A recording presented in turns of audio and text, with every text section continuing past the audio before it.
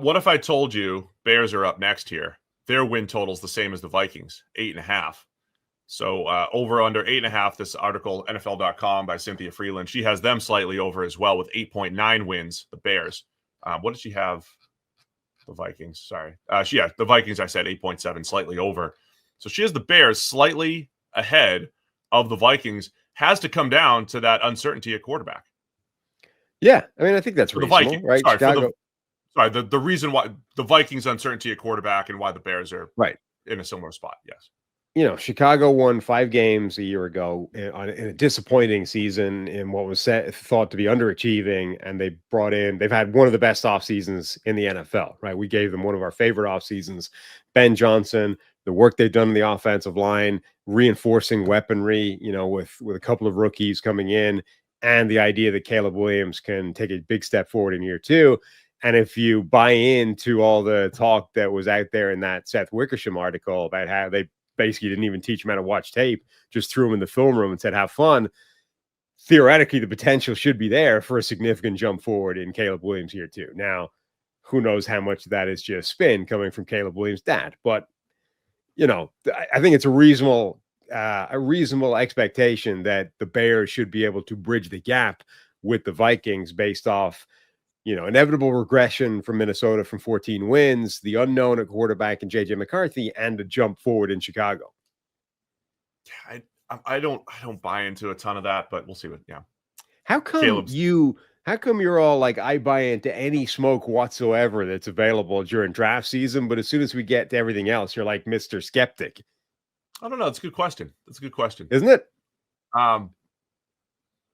It's a good question.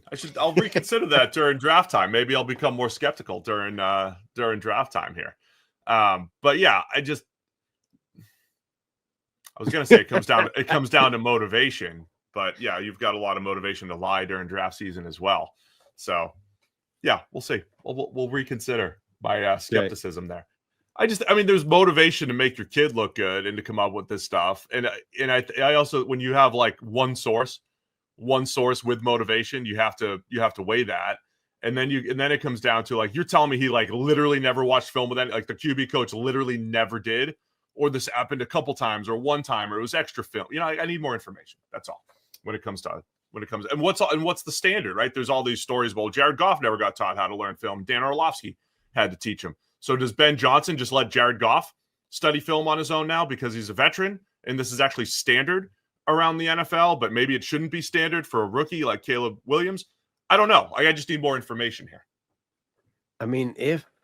Here's the thing though, like if that was true, the Dano story that he was signed basically to teach Jared Goff how to watch film, that is saying that late stage Jeff Fisher was a higher standard of like coaching competency than what the Bears had last season. Yeah.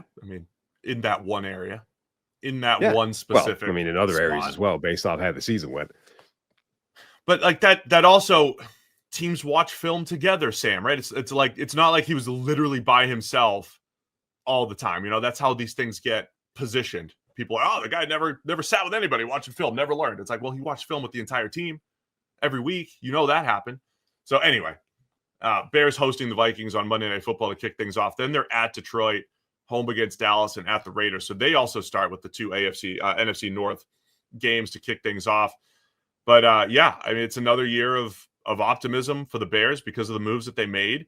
I thought last year was interesting because they started out hot and they started out kind of backing up what the perception was coming into the offseason. Caleb Williams is a very good prospect. He's got 3 weapons to throw to. The Bears have been adding to this roster over the last couple of years after it was depleted with the old regime. And they were backing that up when they were 4-2. Then they just didn't win for about 10 straight weeks. So yeah, can they actually live up to the hype now? It's a pivotal year. It's an interesting one because Ryan Poles, what's it, year 3 or 4 for him? And he's done a lot, but it's like the unbalanced, he's been here for a few years. Ben Johnson's been here for 1 year. Like Ben Johnson's going to be here in 2026. We know that for sure. But if Poles and all of his moves aren't going to be working here, there's a lot on the line here after years of rebuilding this team. All right, that's enough of that, Steve. Over 50% of the people listening to this are not subscribed right now. So click that button and then we can get back to whatever it is Steve's telling you about. Yeah. By the way, that article also so it was a couple of other data points in directions that have both been pushed already. Number one, okay, the film thing was one part, but remember, this isn't just like this is the first piece of information coming out about that coaching staff that indicates it was anything other than, perfect execution. Like, rewind to when things were falling apart in the season, all these reports started to come out about how this had been a shit show since training camp, right? No, the installs were never done correctly. The details were never focused on at the time. Like, how was this ever going to work given how it was put in the first place? So that would be in line with all that kind of stuff, right? This was never going to function based off how this offense was put about to begin with. And then the other piece of information in that article that is in line with everything we've been saying before, one meeting with Kevin O'Connell and Caleb Williams, like, I want to go play with the Vikings, right? The Kevin O'Connell quarterback whisperer thing appears to be legit as well, or at least it only takes one meeting sitting with him for a prospective quarterback to be like, dude, I want to play for that guy. I mean, that part's going to be fun where, we go back to Shanahan and what we said about O'Connell.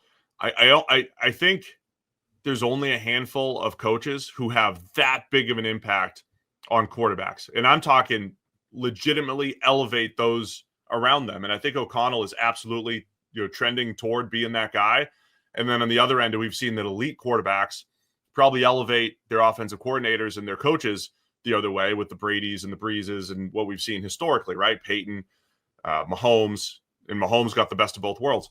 So that's going to be an interesting data points here, where if the Bears did truly upgrade there, they might be able to compete more now with Ben Johnson being in town, but the Vikings both teams being at 8.5, fascinating to me. Where would you go here with the Bears? Are you buying over this 8.5? Because I feel positive. I feel good about the first three going over, which of course is my standard.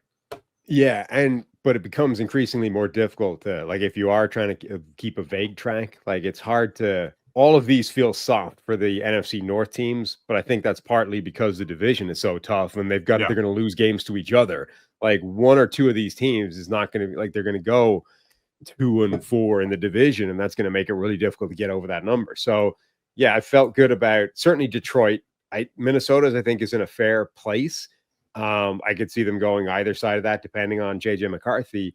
And then Chicago as well. I think it's in a kind of fair spot. And I would like the over, except I could easily also see it not quite working out. Ultimately, I think I understand we felt good about them a year ago, but we weren't privy to all those pieces of information about, like, how the coaching installs were going and, all that kind of stuff. I feel like that's not going to be the case for Ben Johnson, right? The way, number one, how that offense in Detroit has been functioning the last few years. And number two, the way they immediately set about clearly with a plan to go and upgrade an offensive line that should be significantly better on paper and to really work on the weaknesses that were there.